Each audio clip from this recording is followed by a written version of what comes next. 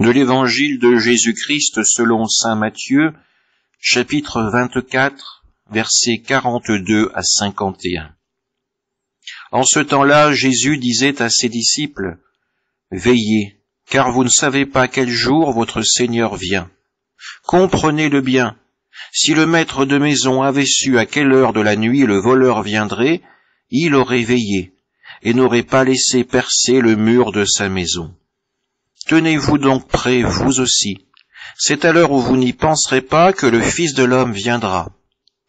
Que dire du serviteur fidèle et sensé, à qui le maître a confié la charge des gens de sa maison pour leur donner la nourriture en temps voulu?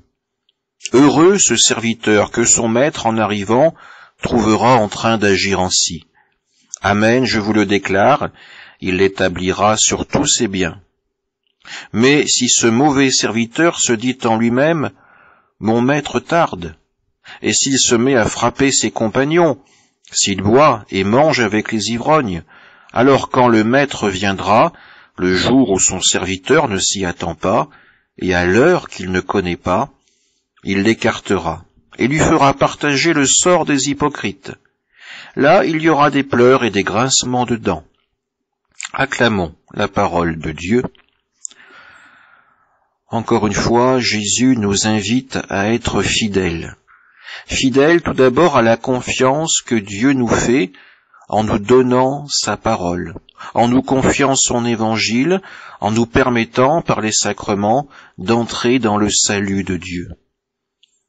Mais malheur à nous si nous agissons comme ce mauvais serviteur, si pour les personnes qui nous entourent, nous agissons de manière complètement contraire à l'Évangile.